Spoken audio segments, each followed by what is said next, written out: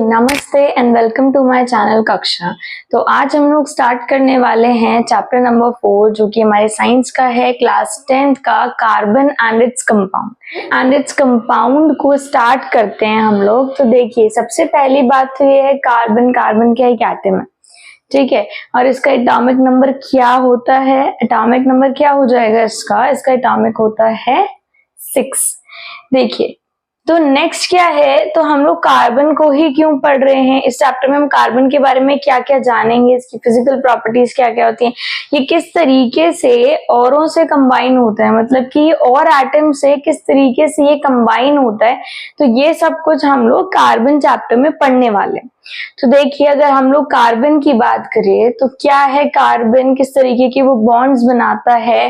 देखिए, तो chemical substance containing carbon are referred to as the carbon compounds। मतलब कि ऐसे substances जो कि बॉन्ड बनाते हैं कार्बन के साथ, ठीक है, जैसे कि कौन कौन से हो सकते हैं, वो बहुत सारे हो सकते हैं जो कि कार्बन के साथ बॉन्ड बना सकते हैं, बॉन्डिंग कर सकते हैं, ठीक है। तो ऐसे सब्सटेंसेस को हम क्या कहते हैं, जो कि कार्बन के साथ बॉन्ड बनाते हैं। तो ऐसे जो सब्सटेंसेस बनते हैं उनको हम लोग कहते हैं कार्बन कंपाउंड्स। अगर अपन बात करें नेक्स्ट, तो देखिए कंपाउंड्स ऑफ द कार्बन, ऐसे कंपाउंड्स कार्बन के जिनके पास डबल बॉन्ड है। तो जिनके पास डबल बॉन्ड है उनको क्या बोला जाएगा? Unsaturated compound. जिनके पास ट्रिपल बॉन्ड है उनको भी क्या बोला जाएगा? अनसैचुरेटेड कंपाउंड्स बोला जाएगा। ये देखिए, ऐसे कार्बन कंपाउंड्स जिनके पास डबल या फिर ट्रिपल बॉन्ड है उनको बोला जाएगा अनसैचुरेटेड कार्बन्स।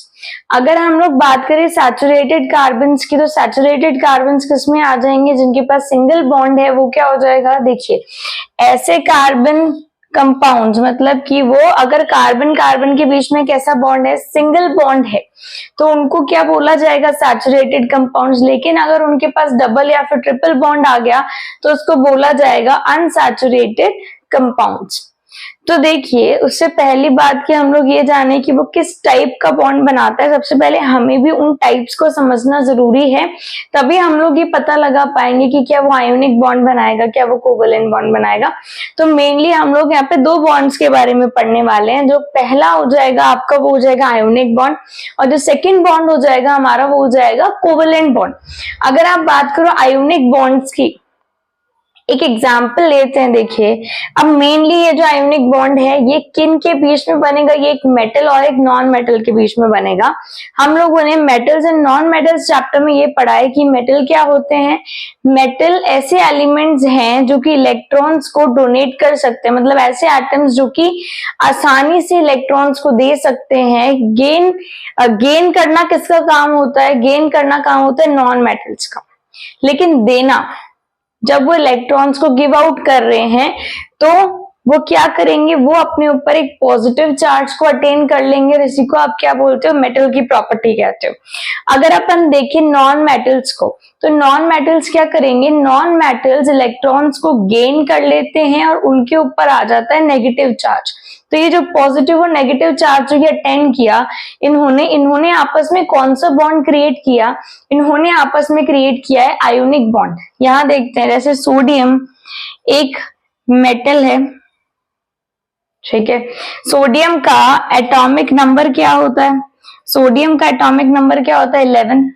अगर अपन बात करें क्लोरीन की, क्लोरीन क्या है? एक नॉन मेटल है क्लोरीन। हम सबने NaCl कंपाउंड का नाम सुना है, पर हम लोगों को पता है ये चीज कि वो आयोनिक कंपाउंड का फॉर्मेशन करते हैं। किस तरीके से करेंगे? देखिए, हम लोगों ने KLMN शेल के बारे में पढ़ा है, जो कि हम लोगों ने बोर्स मॉडल ऑफ एटम में पढ़ा था। तो देखिए यहाँ पे, तो ये किस तरीके का कॉन्फ़िगरेशन शो करेगा? 2, 8 and 1। ये कैसा शो करेगा? 2, 8 and 7, because it have atomic number 17, ठीक है। तो क्लोरीन को अपना ऑक्टेट कंप्लीट करने के लिए एक इलेक्ट्रॉन की जरूरत है।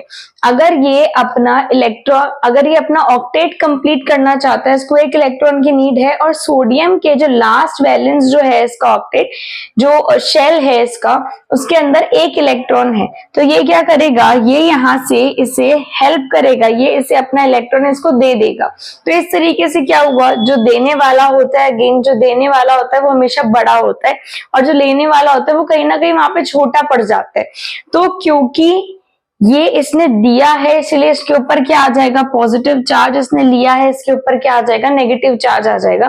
तो इस तरीके से ये क्या बनाएंगे, ये सोडियम पॉजिटिव आयन आ जाएगा इसके ऊपर, और क्लोरीन के पास आ जाएगा नेगेटिव। तो इस तरीके से ये NaCl मतलब कि एक आयोनिक बॉन्ड का फॉर्मेशन करते हैं। देखिए अब आयोनिक बॉन्ड के बारे में तो पढ़ लिया, मेनली इसके अंदर हुआ क्या कि ट्रांसफर हो गया किसका, बैलेंस इलेक्ट्रॉन का, मेटल्स और नॉन मेटल्स के बीच में, जिससे क्या बना, एक आयोनिक कंपाउंड बना, एक आयोनिक बॉन्ड का फॉर्मेशन हुआ। अगर हम देखें इसकी प्रॉपर्टीज क्या क्या होती है, देखें तो बेसिकली ये क्रिस्टलाइन सॉलिड होते हैं, इनका मेल्टिंग पॉइंट, इनका जो बीपी होता है, बीपी क्या है यहाँ पे, बॉइलिंग पॉइंट है, कोई भी इसको ब्लड प्रेशर नहीं समझ ले। और थर्ड क्या है यहाँ पे कि ये इलेक्ट्रिसिटी को कंडक्ट कर सकता है, मतलब कि ये आसानी से इलेक्ट्रिसिटी को कन्वर्ट कर लेगा जब आप इसको मेल्ट कर देंगे। तो नेक्स्ट क्या है, they are soluble in water and polar solvent. जो पोलर सॉल्वेंट्स होंगे जैसे कि वाटर है, वाटर के अंदर भी ये सोल्यूबल होगा, पोलर सॉल्वेंट्स के अंदर भी ये सोल्यूबल होगा।